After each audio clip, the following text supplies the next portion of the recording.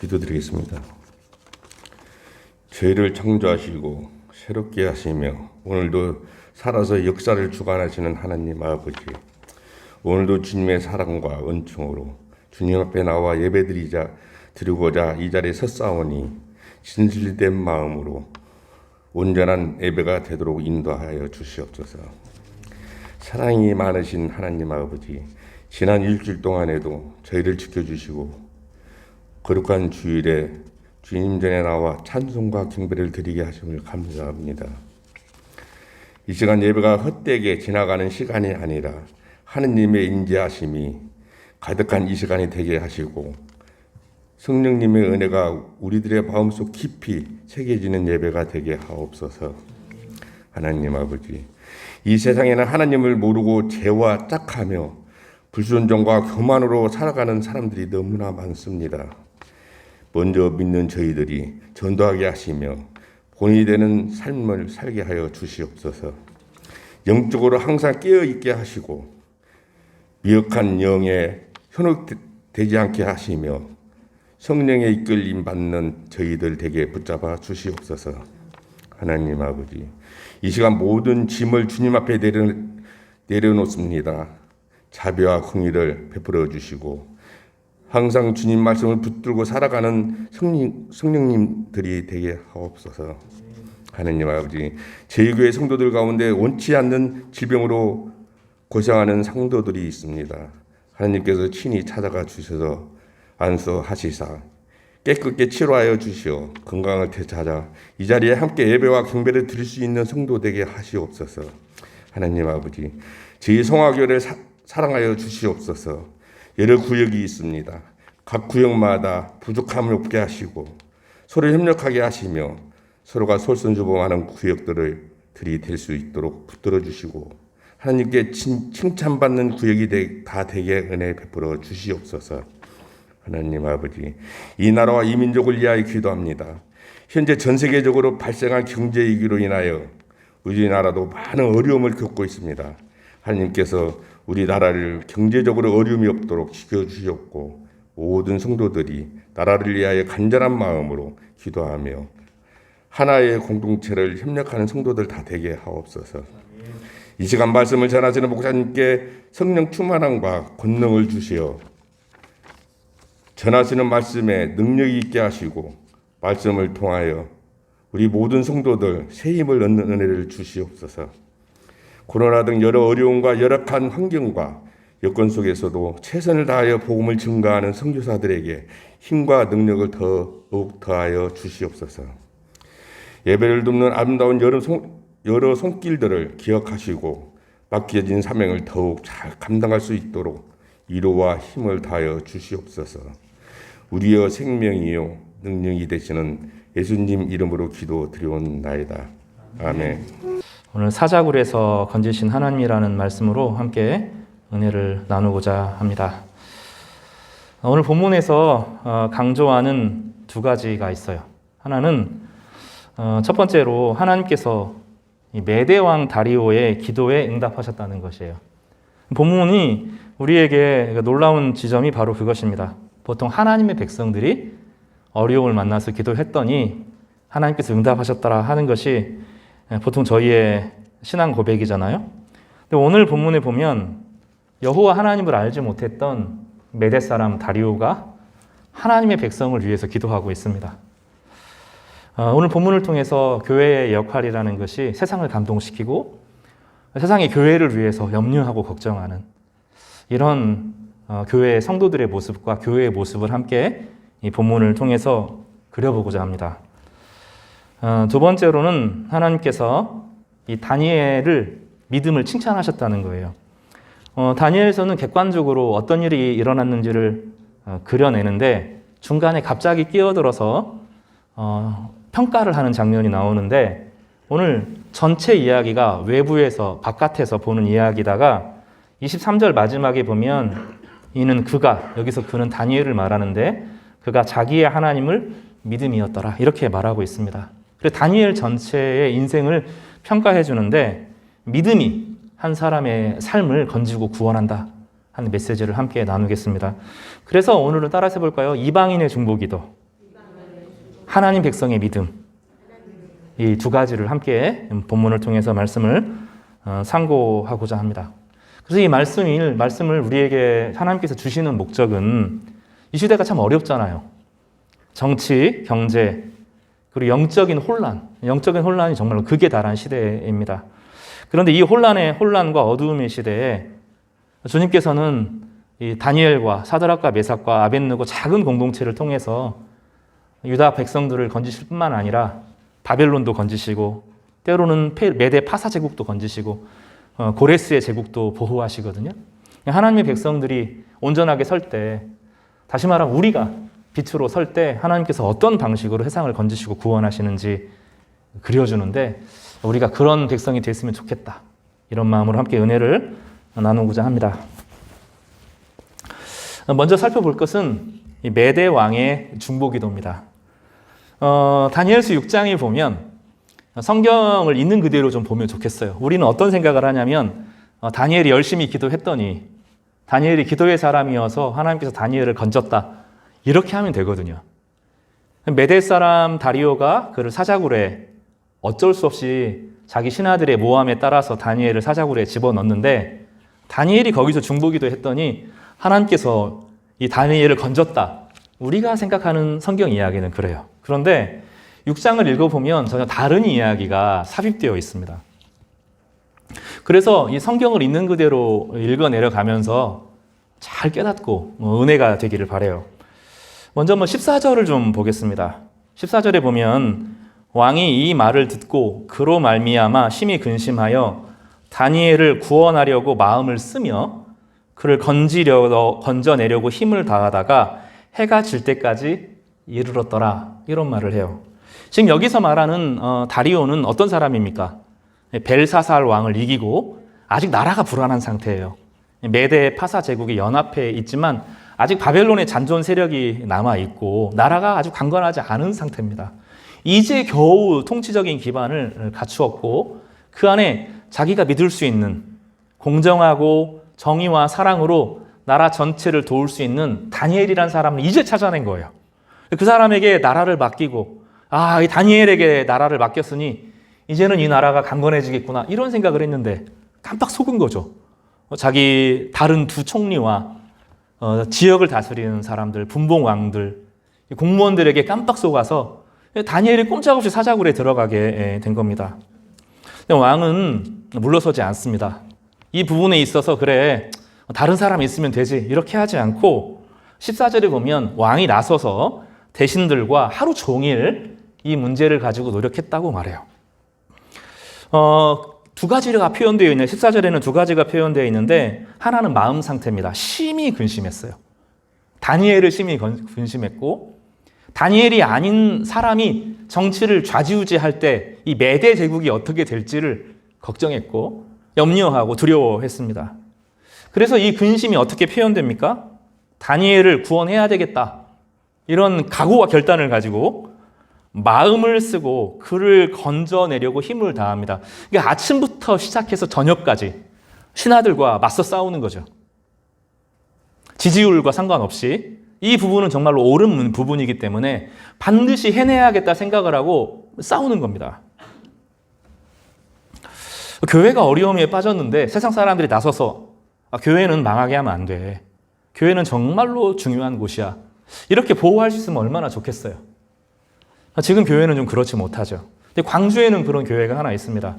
광주의 중심에 있는 한 교회가 있는데 이제 광주 사람들에게 5.18은 되게 중요하잖아요. 5.18이 어려움이 있을 때 많은 청년들이 그곳으로 피했다는 거예요. 근데 교회가 이들을 철저하게 보호하고 지켜주었습니다. 지금까지도 광주 사람들은 그 교회를 사랑하고 보호해주고 다른 사람들은 외면할 때 이 교회는 문을 열고 우리를 보호하고 지켜주었다. 이런 마음을 가진 거죠. 이 다리오는 다니엘을 그렇게 여겼어요. 온 마음을 다해서 이 사람을 지켜야 된다. 이 사람을 지켜야 되고 이 사람을 지키는 것이 나라를 지키는 것이고 나를 지키는 것이고 온 백성들을 지키는 것이다. 이런 각오와 결단을 가지고 대신들과 신하들과 맞서 싸웠던 것입니다. 그런데 안 돼요. 왜냐하면 자기의 도장을 찍었잖아요. 이 페르시아가 이제 법치국가가 됐고 법을 만들었고 근데 법을 만든 사람이 하루아침에 법령을 어겨서 법을 마음대로 하면 왕이 독재 국가가 된다. 이런 사고가 되어 있는데 이걸 막을 수가 없는 겁니다. 그래서 왕이 결국은 물러섭니다. 16절을 좀 볼까요? 이에 왕이 명령함에 다니엘을 끌어다가 사자굴에 던져 넣는지라. 어쩔 수 없이 부득이하게 그렇게 합니다. 그런데 왕이 다니엘에게 이렇게 말해요. 같이 한번 읽어볼까요? 시작. 왕이 다니엘에게 이르되 내가 항상 섬기는 하나님이 너를 구원하시리라. 그로 하여금 소망과 마음의 격려를 담아서 그를 진지하게 위로합니다. 그것으로 그치지 않습니다. 18절을 또 볼까요? 왕이 궁에 돌아갔습니다. 같이 읽어보겠습니다. 밤이 새도록 시작. 밤이 새도록 금식하고 그 앞에 오락을 그치고 잠자기를 마다하니라. 하루 종일 대신들과 싸우고 저녁에 얼마나 배가 고프겠어요. 밥도 금하고 오락도 그치고 술도 그치고 잠자기를 그치고 밤새 기도하는 겁니다. 19절에 밤새 잠을 안 잔 거죠.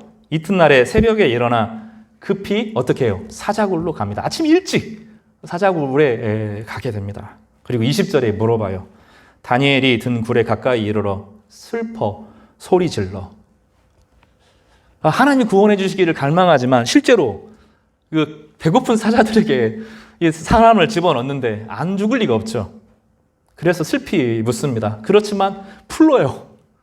다니엘에게 묻되 살아계시는 하나님의 종, 드디어 신앙 고백이 터져 나오죠. 메대 사람 다리오가 신앙을 고백해요. 살아계시는 하나님의 종. 두 가지를 다 표현하는 겁니다. 하나님은 살아계시다. 이 고백을 하는 거예요. 그리고 그의 종이 다니엘이다. 이렇게 고백합니다. 내가 항상 섬기는 내 하나님이 사자들에게서 능히 너를 구원하셨느냐 하니라. 이 본문들은 다리오라고 하는 사람이 다니엘을 통해서 그 신앙이 변화되는 것을 보여줍니다. 다리오는 메대 사람입니다. 메대가 섬기는 신이 있어요. 강력한 신입니다. 그 신은 전 세계를 지배했다 하는 이 바벨론이라고 하는 나라를 무너뜨린 강력한 신입니다. 그런데 그는 메대 사람 다리오는 그 신에게 예배하거나 경배하지 않았어요. 그리고 이 다니엘의 어려움 앞에 하나님을 찾고 구합니다. 다시 말하지만 다리오는 유다 사람도 아니고 하나님을 배워본 적이 없어요. 그저 다니엘 한 사람을 통하여서 다니엘이 경험하는, 다니엘이 믿는 하나님에 대해서 알게 되었던 것입니다. 그리고 그 하나님 앞에 금식하고 식음을 전폐하고 온 마음을 다해서 기도하고 있습니다. 그리고 처음의 기도가 더 좋은 기도가 돼요. 이 메대 사람 다리오의 기도는 점점점 자라고 성장하고 간절해집니다.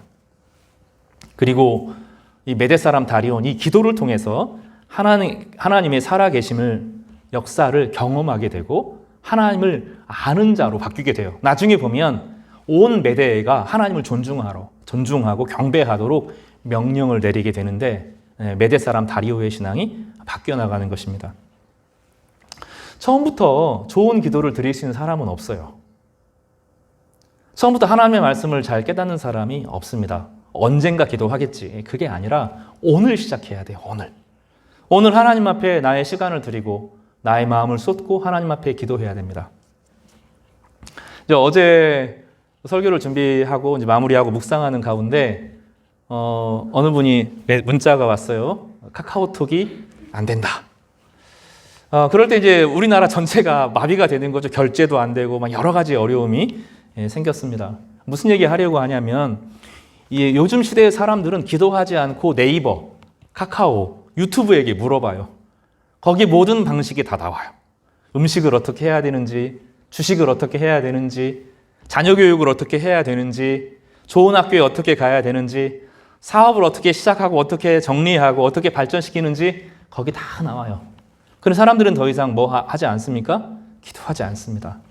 하나님 앞에 묻지를 않습니다. 하나님의 뜻을 찾지를 않습니다. 무방비로 영적인 문제를 고려하지 않고 모든 일을 결정해요. 우리가 하는 모든 일에는 사탄의 문제가 달려있고 하나님의 주권이 달려 있습니다. 예전에 성도들은 정보와 지식은 없어도 자신의 마음을 정직하게 하나님께 드리는데 익숙했어요. 예를 하나 들어보겠습니다. 여러분 한번 상상을 해보세요. 발전 순서대로 하겠습니다. 여러분의 세계에 어느 날 유튜브가 없어졌습니다. 한번 상상을 해보세요.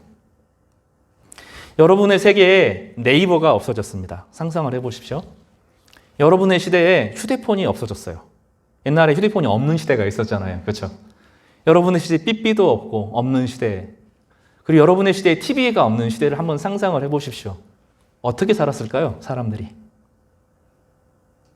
살 수 있을까요? 다시 말하면 우리는 영적인 생활, 하나님 앞에 드려야 될, 하나님과 나와의 관계를 유지해야 될 많은 것들을 다른 데 뺏기고 있는 거예요. 유튜브에게 뺏기고 OTT 서비스 정말로 많더라고요. 그죠? 넷플릭스도 있고 왓챠도 있고 웨이브인가 그런 것도 있고, 또 우리나라 사람들이 하도 많이 본다고 하니까 디즈니에서도 뭐가 들어오고 잔뜩 들어와 있어요. 여러분, 그런 것들이 잠깐의 감정의 환기를 시켜주지만 진짜 감정, 내 마음속에 있는 죄로 인한 두려움, 또 하나님이 나에게 주시는 기쁨, 하나님이 주시는 수많은 아름다운 것들에 대한 감격, 내가 정말로 고민하고 기뻐해야 될 일들에 대한 사랑, 그리고 정말로 진지하게 기도해야 될 여러 아픔들에 대해서 우리는 환기시키면서 자꾸 감정을 속이죠.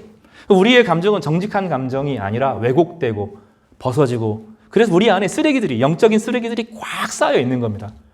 홍수가 날 때 여러분 보셨잖아요. 홍수가 날 때 이 배수구가 그걸 막고 있으니까 사실은 다 빠져나가야 될 것들이 쌓이고 쌓여서 그 도시 전체를 무너뜨리잖아요. 도시 전체를 어렵게 하는 거죠. 우리 안에 하나님 앞에 드려야 될 시간들, 하나님과 교제해야 될 그 모든 것들을 방해하고 있는 이 감정의 쓰레기들, 두려움의 쓰레기들, 막연한 욕망의 쓰레기들이 우리 마음 전체를 꽉 쥐고 있는 거예요. 그러니 깊은 영성의 사람이 나오질 않는 거예요. 정말로 하나님의 백성다운 사람이 나오질 않는 겁니다. 그런데 다니엘은 어떤 사람이에요? 하나님 앞에 온전하게 자기의 마음과 생각을 드릴 줄 아는 사람이었죠. 그 사람의 삶이 다리오라는 사람에게 어떻게 영향을 미칩니까? 관심을 기울이고 그의 편이 되어주고, 그를 위해서 맞서 싸워주고, 그를 위해서 중보기도 하고, 그를 위해서 금식하고, 그를 위해서 식음을 전폐하고, 그를 위해서 잠을 자지 않고, 그를 위해 새벽 일찍 찾아오게 되잖아요. 교회는 먼저 하나님과의 바른 관계에서 하나님의 음성을 듣는 것을 최우선으로 하는 사람들의 모임이에요. 지금 영적인 세계가 어려워졌다고 말하는데 최근에는 또 동방신교 이런 게 생겼습니다. 그 핵심이 무엇이냐면 하나님의 음성을 듣는 법이에요. 여러분, 되게 어렵지 않아요? 우리가 하나님의 음성을 듣고 싶은데 저는 평생 동안 하나님의 말씀을 들어본 적이 없어요. 하나님 나에게 말씀하지 않으세요. 내가 이 대학에 가야 되는지 저 대학에 가야 되는지, 사업을 해야 되는지 안 해야 되는지 하나님 나에게 말씀하지 않으세요. 우리 그렇게 이야기합니다. 어떤 사람들은 나에게 하나님 말씀하셨어 이렇게 말하는 사람들의 이야기를 들으면 고개가 팍 숙여지고 주눅이 탁 들고, 그러면 기도도 열심히 하고 방언도 열심히 하고 통역도 한다 하고 죽었다가 살아나기도 하고 천국에 갔다 왔다고 하는 사람들의 이야기를 들으면 꼼빡 죽죠. 지극정성으로 기도하는 그런 사람들 앞에 우리의 영혼은 위축됩니다. 그런데 그런 말씀 말고요. 시편 1편을 읽어보면 복 있는 사람은 악인의 꾀를 쫓지 아니하고, 우리는 직관적으로 내 머릿속에서 어떤 환상 속에서 들리는 하나님의 음성은 그건 진짜라고 생각하고 거기에 매이지만 성경에 기록된 말씀을 읽는 가운데 성령께서 내가 정직하지 못했구나, 그래서 내가 정직하게 살아야지 하면서 자신의 죄를 십자가 앞에 내어놓는 것이 얼마나 귀한 시간인지 모르는 거예요. 우리의 두려움을 자극하고 우리의 욕망을 자극하는 소리들에게 팔려서 뭔가 되는 소리를 들어보면 마음이 무너지는 거죠. 그럴 필요가 없습니다. 다니엘은 창세기에서부터 창세기, 출애굽기, 레위기, 신명기, 오경과 예레미야의 메시지를 깊이 들었던, 하나님 말씀을 들었던 사람이고, 그 말씀을 들었던 사람이 하나님 앞에 깊이 기도할 때 하나님이 그 마음을 충만하게 하시고 다른 사람을 감동하게 하는 그런 사람으로 바뀌었던 것입니다. 그래서 메대 사람 다리오가 거기에 반응하고 있어요. 다리오는 다니엘에게 감동을 받은 것입니다. 참된 예배자가 될 때 기본이에요. 하나님, 우리가 정말로 진지하게 온전한 예배를 드릴 때 사람들이 감동합니다. 흔들리지 않는 모습에, 모든 사람이 두려워할 때 두려워하지 않는 모습에, 미워해야 될 때 미워하지 않으려고 애쓰는 모습에 사람들은 감동을 받게 되는 거예요. 다니엘은 세 명의 사드락과 메삭과 아벳느고와의 깊은 관계들이 있었습니다. 그들은 기도 모임으로 뜻을 모았고 서로가 서로에게 영적인 힘을 주는 그런 사람들이었습니다. 이렇게 하나님께 온전하게 예배하고 영적인 공동체 안에서 서로를 돕는 사람들에게 세상이 반응합니다. 그 난공불락의 요새같이 보였던 이 메대 사람 다리오가 그 다니엘을 위해서 먼저 나서주고 먼저 힘을 쓰고 자신의 온 힘을 다하고 있는 거예요. 우리 교회는 세상에게 감동을 주고 있을까? 이번 한 주간 말씀을 묵상하면서 가슴이 많이 아팠어요. 그냥 숨어 있구나 이런 생각이 들었습니다. 그래서 제가 최근부터 하는 게 몇 가지가 있는데 아침이 되면 교회에 출근을 해서 문을 다 엽니다. 쪽문으로 들어오지 않고 문을 활짝 엽니다. 이 꽃이 이제 주중에는 밖에 나와 있어요. 그 앞에 꽃을 세워둡니다. 그리고 커피를 준비해서 누구든지 오셔서 차를 드실 수 있도록 작은 거죠. 화장실을 누구든지 자유롭게 편하게 쓸 수 있도록 제가 잠깐 출타해도 문을 잠그지 않습니다. 저희 교회에 그렇게 훔쳐갈 것이 많지 않아요. 또 훔쳐가도 괜찮습니다. 뭐 낡으면 좀 바꾸면 되죠.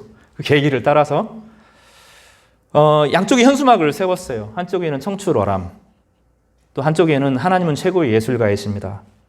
그 말씀을 통해서 위로를 받았으면 좋겠다는 마음이 들죠. 매일 부영 아파트 저희 교회로 나아가면 부영 아파트로 들어가는 쪽문이 있어요.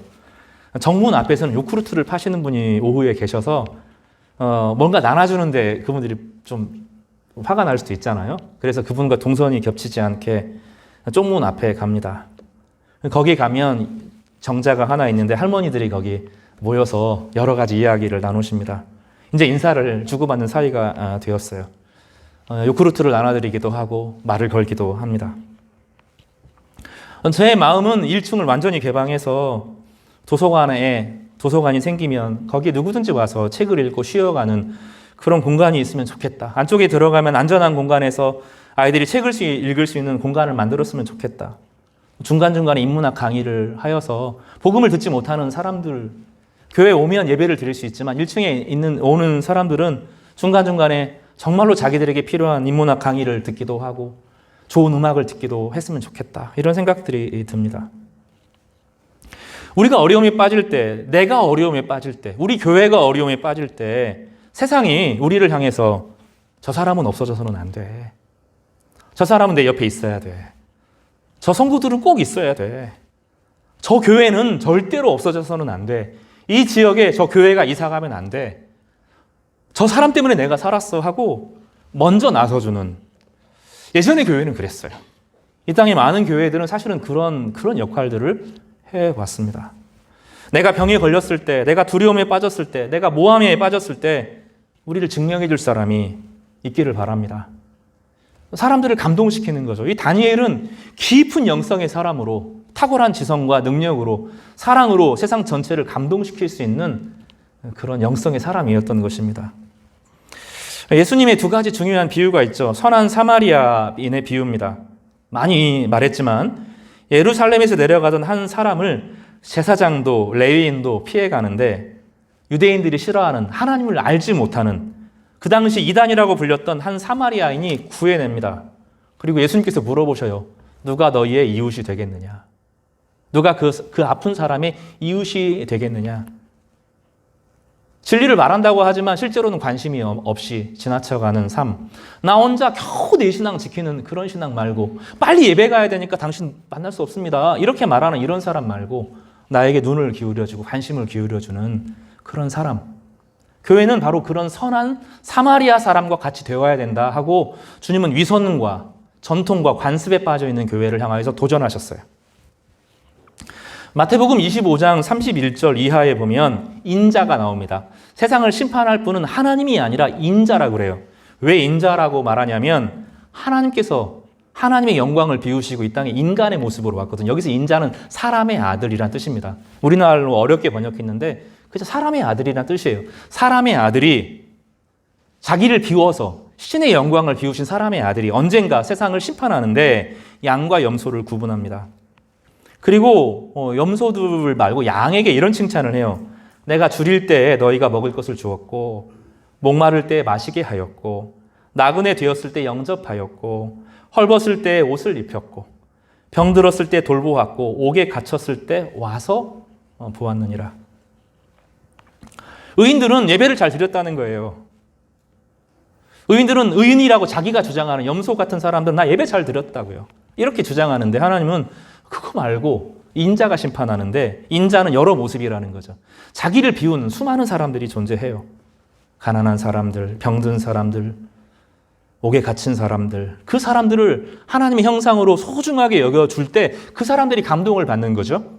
그래서 우리의 최종의 심판은 예수 그리스도를 믿었다고 말하면 아무것도 우리가 한 게 없는데, 우리는 죄밖에 지은 게 없는데 우리를 하나님의 형상으로 인정해 주시고 우리를 위해 십자가에 죽이신 예수 그리스도를 믿는 우리가 어떤 방식으로 세상을 살게 될지를 보여주시는 거예요. 정말로 은혜를 알았다면, 용서를 경험했다면, 우리가 하나님의 아들이라면 이렇게 살 수 있다는 거예요. 근데 그런 삶을 하나도 살지 않으면서 겨우 주일에 예배 하나 빠꾸먹고 돌아가면서 세상에서도 하나님 백성으로 드러내지 못해요. 늘 위축되어 있어요.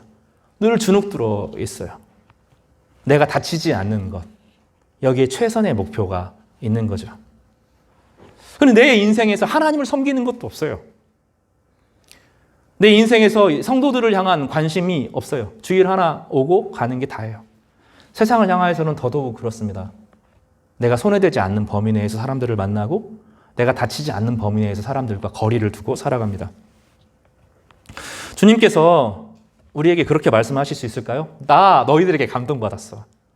내가 힘들 때 너 나에게 물도 줬고, 내가 힘들 때 나를 영접해 줬고, 나를 힘들 때 네가 나에게 옷을 입혀 주었고, 내가 감옥에 갇힐 때 나에게 찾아와서 위로해 주었고, 내가 병상에 있을 때 나를 위로해 줬어. 너 때문에 내가 참 힘이 되었어. 그렇게 평가하신다는 거예요.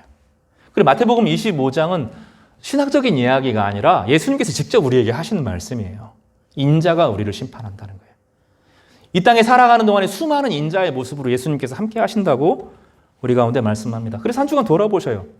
우리가 진짜로 하나님 앞에 예배를 드리는 사람으로 살았습니까? 우리의 삶 가운데 성도를 섬긴 것이 있습니까? 성도를 위해서 진심으로 기도하고 그들의 아픔과 필요가 무엇인지 정말로 고민해보고 그들을 찾아가기도 하고 전화라도 좀 하고 마음의 아픔을 담았습니까? 그렇게 살면 우리가 어려울 때 그 사람도 그렇게 하겠죠.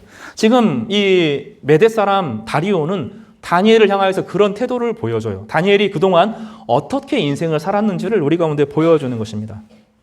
사랑하는 우리 성도 여러분, 우리가 하나님을 섬기고 우리 성도들을 섬기고 이웃들을 섬겨서 그들에게 감동이 되기를 간절히 바랍니다. 어제 이제 그 어린이 청소년들을 위한 교사 선물을 준비하기 위해서 늦은 시간에 이제 문구점에 갔어요. 보통 문구점이 일찍 닫습니다. 요즘에는 가기가 쉽지 않은데 9시 반까지 연다 그러시더라고요. 그래서 좀 천천히 둘러보게 되었습니다. 근데 혼자 사장님께서 찬양을 틀어놓았어요.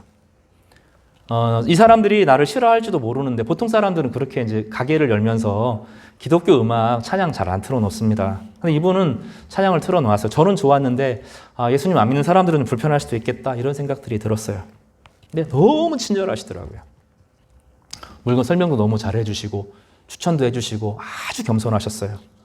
물건을 고르는데 이제 두 여학생이 들어왔습니다. 고등학생으로 보였는데 한참 물건을 고르다가 한 아이가 이거 찬양이야 이렇게 말하는 거예요.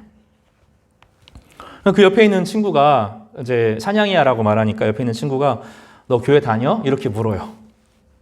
그러니까 이 아이가 나 교회 매주 다녀. 매주 예배 드리러 가. 이렇게 말합니다. 정말로 그래 하고 되게 반기듯이 이야기를 하더라고요. 한 명은 안 믿고 한 명은 믿는 친구죠. 그 4명이 공간이 넓은데 4명이 있는 그 공간 전체가 성령으로 꽉 채워주는 너무나 평안함을 느낄 수 있었어요. 찬양을 틀어놓고 사람들이 좀 싫어할지 모르지만 조용하게 틀어놓고 정말로 진지하게 한 사람 한 사람을 대할 때 누그러지죠. 그리고 자기가 좋아하는 친구가 나 교회 다녀 이거 찬양이야 이렇게 말할 때 호감으로 반응하는 모습을 통하여서 옆에 있는 친구가 이 아이를 좋아하는구나. 그래서 내 친구가 다니는 교회에 대해서 같이 긍정적인 마음을 갖는구나 이런 생각들을 가지게 되었어요. 친절한 사장님, 아이들과의 대화, 그 안에 담긴 호감, 그리고 그러니 그 공간 안에 꽉 채워진 성령님의 위로들이 저에게 얼마나 감동을 주었는지 모릅니다.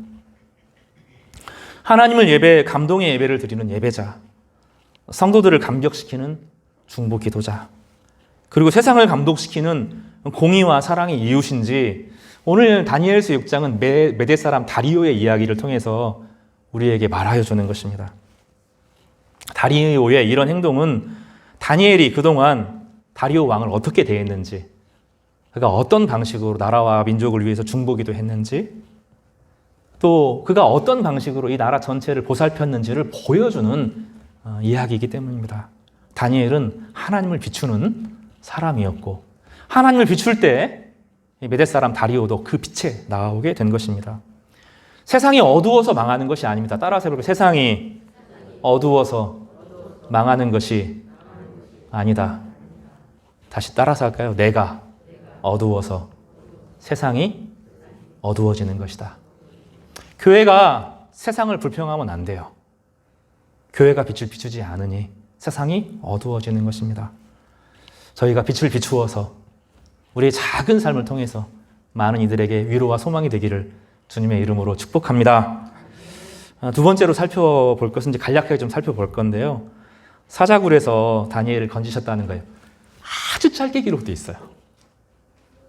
저는 이 다니엘서 6장을 보면서 메대 사람 다리오가 얼마나 열심히 노력했는지는 길게 기록하고 있는데 한 절로 그냥 압축되죠. 두 절로 딱 압축됩니다. 하나님께서 너를 구원하셨느냐? 그러니까 다니엘이 하나님께서 이 사자들에게서 나를 건졌고 구원했습니다 라고 표현하고 있습니다. 21절에서 23절에 다니엘이 왕에게 이렇게 말합니다. 왕은 만수부강하옵소서. 평안한 목소리가 막 들려오는 거예요. 나의 하나님이 이미 그의 천사들을 보내어 사자들의 입을 봉하셨으므로, 천사가 정말 온 것 같아요. 여러 그림들에게서는 천사들의 그림이 안 나오는데 천사가 온 것 같습니다. 입을 봉하면서 사자들이 원래 상태로 돌아가게 한 거죠. 여러분, 이것은 창세기 1장으로의 돌아감이에요.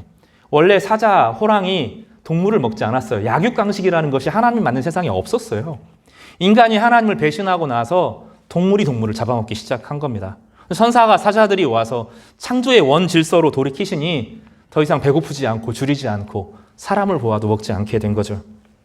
그래서 이렇게 표현합니다. 사자들의 입을 봉하셨으므로 사자들이 나를 상해하지 못하였사오며 나의 무죄함이 명백하오니 왕이여 나는 왕에게도 해를 끼치지 아니하였나이다. 왕이 심히 기뻐서 명하여 다니엘을 굴에서 올라오라 하매 그들이 다니엘을 굴에서 올린지 그의 몸이 조금도 상하지 아니하였으니, 이렇게 설명합니다. 그리고 뭐라고 할까요? 같이 따라서 해볼까요? 따라서 해보세요. 그가 자기의 하나님을 믿음이었더라. 여기 믿음은 신뢰했다라는 뜻입니다. 여기 하나님을 자기의 하나님이라고 소개해요. 자기의 하나님이라는 것은 자기 마음속에 하나님이 계시다는 것입니다. 자기 마음속에 하나님이 계시다는 것은 하나님의 말씀이 그 안에 있는 상태를 말합니다. 여러분, 영적인 체험이라는 게 다른 게 아니에요. 하나님의 말씀을 내 안에 두면 하나님의 사람이 되는 겁니다. 하나님 말씀을 대단히 소중하게 여기는 거예요. 그러면 하나님이 우리를 자기 안에 두십니다. 이게 상호 연합되는 것이기 때문에 우리 안에 하나님의 말씀이 계시면 하나님 안에 우리가 들어와 있는 거죠. 그래서 자기의 하나님이라고 말해요. 다니엘 안에 하나님 말씀이 가득하다고 말하는 거예요. 그러니 하나님이 자기를 보호하셨다고 고백하는 거죠. 믿음이라는 것은 지극정성을 다하는, 정화수도 놓고 새벽마다 자기 아들과 딸들을 위해서 불안해서 하는 것이 아닙니다. 동방신교같이 요즘에 있는 많은 이단들처럼 하나님의 음성을 듣기 위해서 황홀경에 빠지는 것이 아니에요. 진짜 영성은 하나님의 말씀을 내 안에 두는 것입니다. 그래서 시편 1편에 있는 것처럼, 제가 설교 시간에 말한 것처럼 복 있는 사람은 악인의 꾀를 쫓지 아니하며, 그게 하나님 말씀이에요. 내 인생 가운데 정직하지 않은 것, 위선적인 것, 교만과 탐욕을 위해 살았던 것을 돌이키는 것이 하나님의 음성이에요. 우리는 자꾸 이 손에 쥐고 싶은 두려움에 빠져서 거기서 벗어나고 싶고 내 탐욕이 일어나는 것을 하나님께서 격려해 주시기를 바라는데 그런 게 아닙니다. 양심해지는 것, 하나님이 우리 마음속에 말씀하시는 양심의 소리에 귀를 기울이는 것, 그래 정직하게 행하는 것, 사람에게 친절히 베푸는 것, 하나님의 공의와 사랑을 따라 살아가는 것, 이것이 하나님의 말씀을 듣는 거예요. 이것이 영적인 사람입니다. 그렇지 못한 자신이 탐욕적이고 욕망에 빠져 있고 하나님은 우리 아버지가 되셔서 두려워하지 말라고 예수 안에서 다 용서하셨다고 말하는데 그게 안 믿어져서 불안과 두려움에 떨며 살고 일용할 양식을 주신다고 말씀하셨는데 그거를 믿지 못해서 불안 가운데 살아가는 것, 염려하지 말라고 주님께서 말씀하셨는데 그 소리는 안 들으면서 뭔가 내 눈앞에 펼쳐지기를 바라는 것, 이것이 하나님의 말씀과 거역되게 살아가는 거예요. 자기의 하나님을 믿었던 다니엘처럼 하나님과 동행하는 그런 삶을 살아가시기를 간절히 바랍니다. 이것은 믿음에 대한 소개입니다. 믿음은 바깥 세상을 보는 것입니다. 따라서 볼까? 믿음은 바깥 세상을 보는 것이다.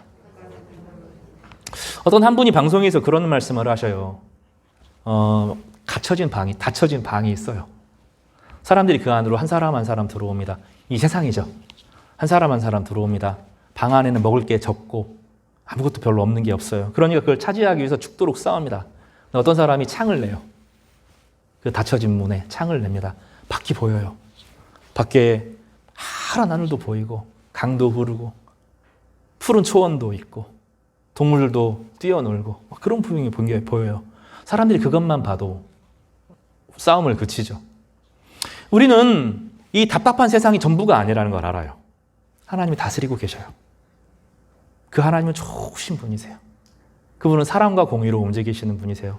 세상에 약한 사람이 가득하지만 반드시 심판하실 거예요. 그리고 하나님의 백성들의 기도를 듣고 계셔요. 우리는 그 세상을 무엇을 통해서 봐요? 믿음을 통해서 보는 거예요. 다니엘은 예레미야의 말씀을 통해서 그 말씀이 성취되는 과정을 통해서 자기 친구들이 불에서 건져내는 그런 과정을 통하여서 하나님이 누군지 알았어요. 하나님을 보았어요. 그는 바깥 세상을 아는 사람이, 그리고 그것을 누구에게 보여줘요? 고레스에게, 다리오에게 보여준 사람이죠. 우리에게 문제는 믿음이 없는 거예요. 상황이 어려운 것이 아니고 여러분 믿음이 없는 거예요. 그러니까 정말로 구해야 될 것은 하나님 믿음을 부어주십시오 하는 거예요. 누군가가 창을 열어주기를 바랍니다. 그리고 여러분이 세상에 닫힌 창을 열어주는 사람이 되기를 바랍니다. 하나 말씀 안에 다 들어있어요. 하나님께서 다스리시며 주님께서 우리 곁에 계십니다. 믿음이 모든 것을 이깁니다. 하나님을 신뢰하면 하나님이 평강을 주실 거예요. 괜찮아질 겁니다. 우리가 기도의 사람이 되면, 믿음의 사람이 되면 그 불안했던 폭풍들이 잠잠해질 거예요. 주님께서 물 위를 걸어가시니 폭풍이 잔잔해져요. 예수 그리스도는 신실하게 우리를 위해서 이 땅에 오셨고 말씀에 순종하셨고 그 결과 죽음이 그를 잡아두지 못하였습니다. 다니엘이 하나님께 순종하니 사자들이 침묵했고 그의 억울함을 하나님께서 이겨내게 하셔서 이제 다리오가 이게 말해요. 이 법보다 더 높은 하나님의 법이 있다는 거예요. 자기는 조서에 금령을 찍었지만 이 법보다 더 우월하고 탁월한 하나님의 법이 있으므로 이 법을 폐기하겠다 하는 거죠. 성도 여러분, 기도가 이기게 됩니다. 그리고 믿음이 이기는 거예요. 성도가 믿음과 기도를 잃어버리는 것은 엔진을 빼앗기는 것과 똑같아요. 차가 있는데 엔진이 없는 차를 끌고 가는 것과 똑같습니다. 여러분, 수요 기도에 정말로 중요합니다. 기도는 좀 무리해서 하는 거예요. 다 갖춰지고 몸에 쉼이 다 주어지고 오는 게 아닙니다. 기도는 무리해서 하는 거예요. 내 욕망을, 그리고 무리해도 안 돼요. 아까 말한 것처럼 우리는 너무 많은 것에 노출되어 있어요. 그게 다 죄라는 게 아니에요. 적당히 하셔야 돼요. 멈출 줄 알아야 돼요. 유튜브도 멈추고 OTT도 좀 멈추고 TV도 멈추고 야구 보는 것도 졌잖아요. 기아. 멈추고 주님 앞에 나와야 됩니다. 기도는 무리해서 하는 거예요. 그리고 주님 앞에 마음을 열고 주님 저에게 믿음의 창을 열어주십시오 간구하면 하나님께서 믿음의 빛이 우리 안에 들어오게 하셔요. 그럼 삶이 비로소 보이고 두려워할 것이 두려울 게 아니고 하나님께 맡길 것이 무엇인지를 깨닫게 할 것입니다. 말씀 정리하겠습니다. 오늘 2명의 사람을 보았습니다. 메대 사람 다리오, 그는 감동을 받았고 하나님의 백성들 앞에서 반응하였고 그는 기도의 사람으로 변해갔습니다. 여러분이 하나님께 감동을 주는 예배자, 성도들에게 중보의 기도자, 세상을 감동시키는 섬김의 사람이 되기를 바랍니다. 믿음이 이깁니다. 문제가 해결되는 것이 아니라 믿음이 있어야 문제가 해결됩니다. 우리에게 참된 믿음을 부어주시기를 주님께서 여러분에게, 우리 모두에게 귀한 믿음을 주시기를 간절히 바랍니다.